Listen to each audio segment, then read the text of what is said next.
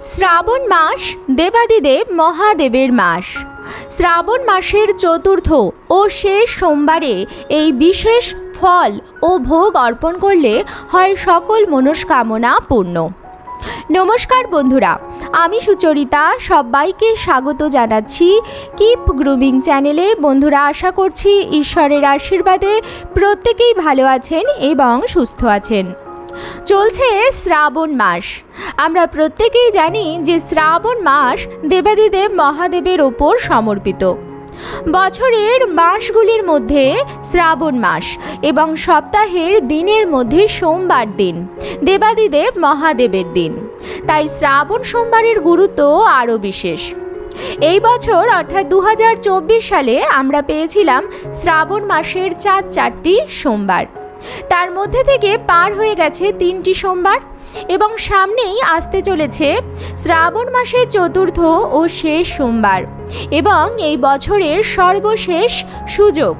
তাই বন্ধুরা, শ্রাবণ মাসে শিবলিঙ্গে বিশেষ ফল অর্পণ করতে এবং দেবাদিদেব মহাদেবকে এই বিশেষ ভোগ নিবেদন করতে একদমই ভুলবেন না। আমরা প্রত্যেকেই জানি যে শ্রাবণ মাসে সোমবারে ভক্তি এবং নিষ্ঠা নিয়ে দেবাদিদেব মহাদেবের নামে উপবাস রেখে পুজো করলে বাবা সেই ভক্তদের ডাকে অবশ্যই সাড়া দেন এবং তাদের সকল মনস্কামনা পূর্ণ করেন। তাই শ্রাবণ মাসের চতুর্থ সোমবারে অবশ্যই বাবাকে নিবেদন করুন এই বিশেষ ফল এবং ভোগ। শ্রাবণ মাস মনস্কামনা পূরণের মাস। বাবার আশীর্বাদে আপনাদের প্রত্যেকের মনস্কামনাই হবে পূর্ণ। তাই আমার সকল দর্শক বন্ধুদের অনুরোধ করব যে আজকের এই ভিডিওটি একদমই স্কিপ না করে সম্পূর্ণ দেখবেন। দেখার পর যদি ভালো লাগে তাহলে অবশ্যই কিন্তু একটি লাইক করবেন, কমেন্টসে লিখবেন হর হর মহাদেব এবং বন্ধুরা অবশ্যই ভিডিওটি শেয়ার করবেন আপনাদের নিকট আত্মীয় স্বজন এবং বন্ধু বান্ধবদের সাথে। দেখুন, শ্রাবণ মাসের আর বেশি দিন বাকি নেই, সামনেই আসতে চলেছে চতুর্থ এবং শেষ সোমবার। তাই অবশ্যই ভিডিওটি শেয়ার করুন যাতে প্রত্যেকেই এই ভিডিওটি থেকে উপকৃত হয়। চলুন বন্ধুরা, আসা যাক মূল পর্বে। আমরা প্রত্যেকেই জানি যে মহাদেবের প্রিয় ফল হচ্ছে বেল ফল। কারণ বেল ফল শিবলিঙ্গে অর্পণ করার অর্থ হচ্ছে মাতা পার্বতীকে শিব ঠাকুরের কাছে অর্পণ করা। কারণ বেল গাছের ফল, ফুল এবং পাতায় মা পার্বতীর বাস বলে মনে করা হয়।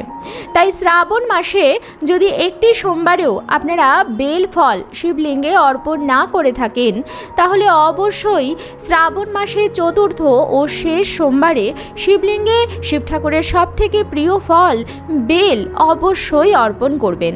কিন্তু যদি আপনারা শ্রাবণ মাসে ইতিমধ্যেই বেল অর্পণ করে থাকেন তাহলে শ্রাবণ মাসের চতুর্থ ও শেষ সোমবারে যে বিশেষ একটি ফল শিবলিঙ্গে অবশ্যই অর্পণ করবেন সেটি হচ্ছে নারকেল।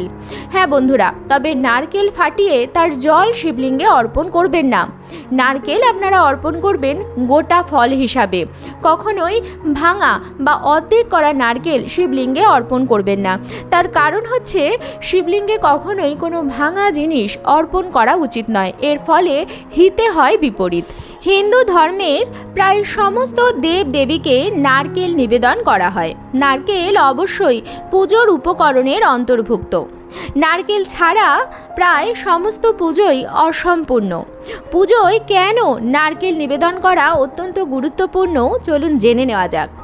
পৌরাণিক বিশ্বাস অনুসারে ভগবান বিষ্ণু যখন পৃথিবীতে অবতরণ করেছিলেন সেই সময় তার সঙ্গী ছিল লক্ষ্মী দেবী, নারকেল গাছ ও কামধেনু গরু। তাই নারকেল গাছকে কল্পবৃক্ষও বলা হয়। মনে করা হয় এতে ত্রিদেব অর্থাৎ ব্রহ্মা, বিষ্ণু ও মহেশ্বরের বাস। নারকেলের ওপর তৈরি গর্ত দুটিকে ভগবান শিবের চোখের সঙ্গে তুলনা করা হয়। তাই প্রায় সমস্ত হিন্দু আচার অনুষ্ঠানে ব্যবহার করা হয় নারকেল। নারকেলকে বলা হয় শ্রীফল। শ্রীফল মানে লক্ষ্মী দেবী। বিভিন্ন সময় নারকেল নিবেদনের গুরুত্ব আলাদা রয়েছে। মন্দিরে কখনো নারকেল ভাঙা হয় না, শুধুমাত্র পুরো নারকেল দেওয়া হয়। কঠিন নয়, জলে ভেজানো নারকেল অধিষ্ঠিত দেবতাদের নিবেদন করা হয়। তাই বন্ধুরা, দেবাদিদেব মহাদেবকে শ্রাবণ মাসে চতুর্থ সোমবারে আপনারা ভেজা কিন্তু গোটা নারকেল অবশ্যই নিবেদন করবেন। নারকেল নিবেদন করলে মনস্কামনা পূর্ণ হয়। বাবাকে আপনারা নারকেলের নাড়ুর ভোগও লাগাতে পারেন। নারকেল নাড়ুর ভোগও বাবার অত্যন্ত প্রিয়। তাছাড়া বাবার আরও প্রিয় ভোগের মধ্যে আসে সাদা রঙের যে কোনো মিষ্টি জাতীয় জিনিস। সাদা রঙের পেয়ারা, সাদা রঙের বাতাসাও বাবার বিশেষ প্রিয়। তাছাড়া দুধ, দই সমস্ত কিছুই সাদা রঙে।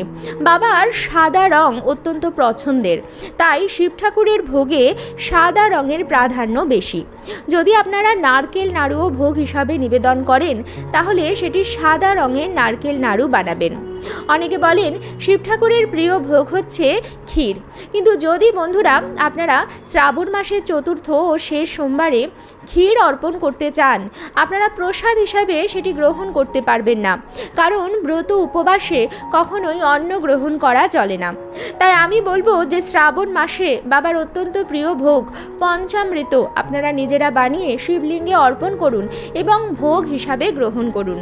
অনেকেই হয়তো জানেন না পঞ্চামৃত কিভাবে বানাতে হবে এবং কি কি উপকরণ সামগ্রী পঞ্চামৃত বানাতে লাগবে। পঞ্চামৃত বানাতে আমাদের লাগবে 5টি প্রধান উপকরণ সামগ্রী। সেই 5টি উপকরণ সামগ্রী হচ্ছে দুধ, দই, ঘি, মধু এবং শর্করা।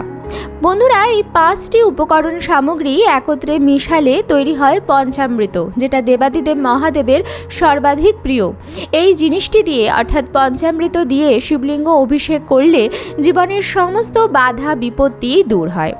যে পরিমাণ দুধ নেবেন তার অর্ধেক পরিমাণ নেবেন দই, যে পরিমাণ দই তার অর্ধেক পরিমাণ হচ্ছে চিনি, যে পরিমাণ চিনি তার অর্ধেক পরিমাণ হচ্ছে ঘি এবং যে পরিমাণ ঘি তার ঠিক অর্ধেক পরিমাণ হচ্ছে মধু।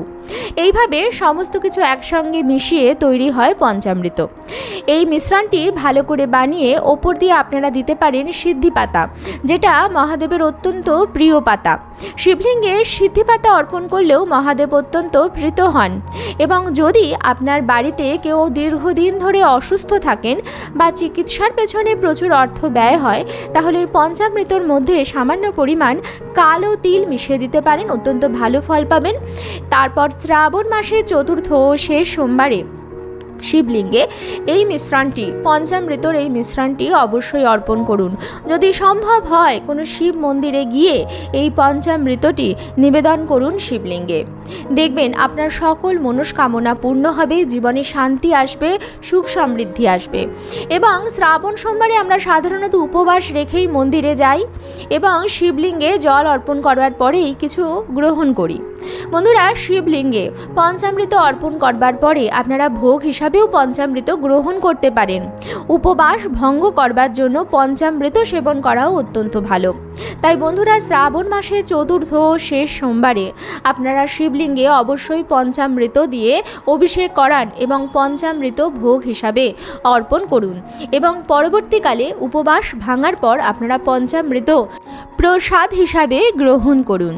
শ্রাবণ মাসের চতুর্থ শেষ সোমবারে শিবলিঙ্গে নীল রঙের অপরাজিতা ফুল অবশ্যই অর্পণ করবেন, কারণ শ্রাবণ মাস শুধুমাত্র শিব ঠাকুরের নয়, শ্রাবণ মাস হচ্ছে হর গৌরীর মাস। তাই শ্রাবণ মাসে গৌরী শঙ্করের পুজো করলে সর্বাধিক বেশি ফল পাওয়া যায়। এবং নীল রঙের যে অপরাজিতা ফুল, সেটা দেবাদিদেব মহাদেবের এবং মা পার্বতী উভয়েরই প্রিয় ফুল। তাই বন্ধুরা, শ্রাবণ মাসে আপনারা এই ফুল দিয়ে হর পার্বতীর পুজো করুন এবং এই ফুল শিবলিঙ্গে অর্পণ করুন। যদি সম্ভব হয় নীলকণ্ঠ ফুলের মালা অর্পণ করুন শিবলিঙ্গে। জীবনের যাবতীয় সমস্যার সমাধান হয়ে যাবে যদি আপনি ভক্তি ও নিষ্ঠা নিয়ে শ্রাবণ মাসের চতুর্থ ও সবথেকে গুরুত্বপূর্ণ সোমবারে দেবাদিদেব মহাদেবের পুজো করেন। আজকের পর্বটি আমি এখানেই শেষ করছি। আশা করছি আজকের ভিডিওটি আপনাদের ভালো লাগলো এবং একটু হলেও উপকারে লাগলো। ভিডিওটি ভালো লাগলে অবশ্যই কিন্তু লাইক, কমেন্টস এবং শেয়ার করবেন বন্ধুরা। আর যদি চ্যানেলে নতুন হন তাহলে অবশ্যই চ্যানেলটিকে সাবস্ক্রাইব করে আমার সাথে থাকবেন। দেখা হবে কিপ গ্রুমিংয়ের নতুন আরও একটি পর্ব নিয়ে। সবাই খুব ভালো থাকবেন, সুস্থ থাকবেন।